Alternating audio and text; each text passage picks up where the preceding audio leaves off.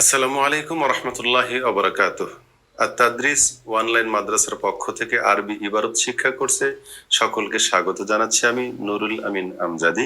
প্রিয় বন্ধুরা, আজকে আমরা পবিত্র কোরআনের সূরা আল মাউন এটা নিয়ে আমরা ইজরা করব। জের জবর দেখি কোথায় কি হলো, কেন হলো। বিসমিল্লাহির রহমানির রহিম। আরাআইতা, রাআইতা এখানে আমাদের ফেল। এই রাআইতা ফেল হলে প্রথমে যে হামজাটা এটা আলাদা করে দিলাম, এটা ইস্তেফহাম মানে প্রশ্নের জন্য। আর আইতা, আপনি কি দেখেছেন বা আপনি কি দেখেননি, এই যে হামজাটা ইস্তেফহামিয়া। আল্লাযী, ওই ব্যক্তিকে দেখেননি যিনি ইউকাদ্দিবু, কাদ্দাবা ইউকাদ্দিবু, সররাফা ইউসররিফু বাবে তাফঈল, ওই ব্যক্তি মিথ্যারোপ করে, বিদ্দিন, এই বাটা হরফে জার হয়ে দিন এই শব্দের শেষে জের দিয়েছে, মানে মাজরুর করেছে। যে ব্যক্তি দিনের সাথে মিথ্যারোপ করে, দিনের সাথে মিথ্যা প্রতিপন্ন করে, ওই ব্যক্তিকে আপনি কি দেখেছেন? ফাযালিকা, তিনি কিন্তু সেই লোক।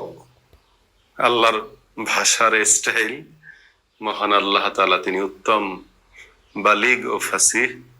তিনি হচ্ছেন ফাযালিকা, ওই লোক, আল্লাযী, যিনি ইয়াদু, ধমক দেয়, দাআ ইয়াদু, যিনি ধমক দেয়, বাবে নাসারা থেকে। আল ইয়াতিমা মফুল হয়ে জবর হয়েছে, মানসুব হয়েছে। যিনি ইয়াতিমকে ধমক দেয়, এমন ব্যক্তিকে আপনি দেখেছেন? তার চরিত্র হচ্ছে ওয়ালা ইয়াহুদ্দু, হাদ্দা ইয়াহুদ্দু, উৎসাহিত করা। তিনি উৎসাহিত করেন না। নাসারা ইয়ানসুরু থেকে হাদ্দা ইয়াহুদ্দু, আলা উপরে, উৎসাহিত করে না। তাআমিল মিসকিনে, ইয়াতিমের খাবার দানের উপরে। তাআমুন এখানে মুজাফ, দানের উপরে সে উৎসাহ দেয় না, এমন ব্যক্তিকে আপনি কি দেখেছেন? ফাওয়াইলুন, সুতরাং আফসোস, ফাটা হরফে আতফ, এটাকে আলাদা করে দিলাম।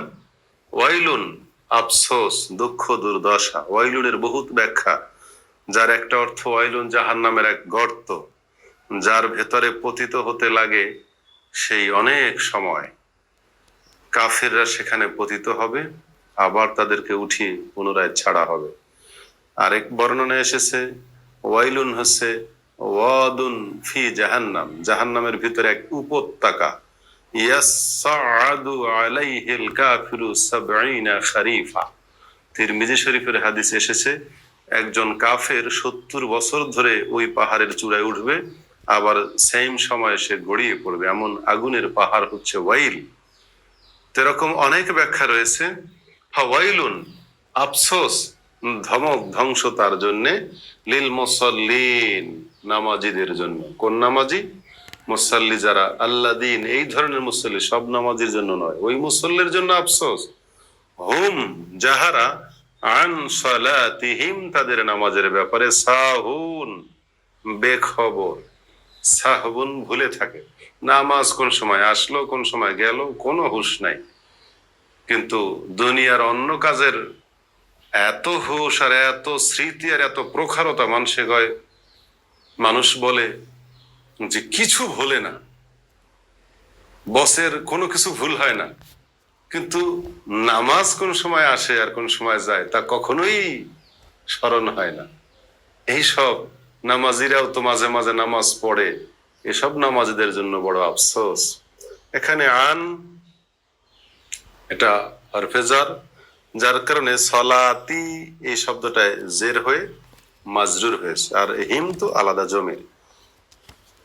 সাহুন তো বললাম, যারা বেখবর, বেখেয়াল, এমন নামাজের জন্য আফসোস। আল্লাযীনা, আরো তাদের সিফত বা গুণ রয়েছে। হুম, যারা, ইউরাউনা, মানুষকে দেখায়। এখানে মুফাআলাতুন, মুরাআতুন শব্দের অর্থ একে অপরকে দেখানো। ওরা রুইয়াতুন, মূল অক্ষর র হামজা ইয়া। তো মুফাআলাতুন থেকে কাতালা ইউকাতিলু, এখানে র আ ইউ, র এ উ এরকম ছিল, তালিল হওয়ার কারণে ইউরাউন হয়েছে, যারা পরস্পরকে দেখাবার জন্য নামাজ পড়তে আসে। মানুষকে দেখাবার উদ্দেশ্যে। ওয়ায়ামনাউনা, এবং মানাআ ইয়ামনাউ, ফাতাহা ইয়াফতাহু, ইয়ামনাউনা ইয়াফতাহুনা, যারা নিষেধ করে, আল মাউন, মাউন থেকে নিষেধ করে। এখন মাউন কি? মাউনের ব্যাখ্যা আয়েশা রাদিয়াল্লাহু তাআলা আনহার কাছে আল মাউ ওয়ান নারু ওয়াল মিলহু, এই তিনটারে একসঙ্গে আল মাউন বলা হয়, অর্থাৎ পানি, আগুন, লবণ, এই তিনটা জিনিস একসঙ্গে বলা হয় মাউন। যেমন আসওয়াদান, খেজুর ও পানি, দুইটাকে একসঙ্গে বলা হয় আসওয়াদান। এরকম তিনটা দুটা বস্তুর একক নাম আরবিতে বহুত রয়েছে। তো বন্ধুরা, মাউন শব্দের আরেক অর্থ হচ্ছে গৃহস্থলী জিনিসপত্র, দা, খন্তা, কোদাল, কাস্তে, বটি, এরকম যত হাতিয়ার গৃহস্থলী আছে সেগুলো মাউন এর অন্তর্ভুক্ত। তবে তাফসিরে কাশফে আল মাউন এর প্রথম ব্যাখ্যাটা দেওয়া হচ্ছে আয-যাকাত। ইয়ামনাউন আল মাউন আয-যাকাত, যারা যাকাত দিতে বাধা দেয়, অস্বীকার করে, যারা কাউকে কিছু দান করতে চায় না। এই হচ্ছে আজকের আমাদের আলোচনা।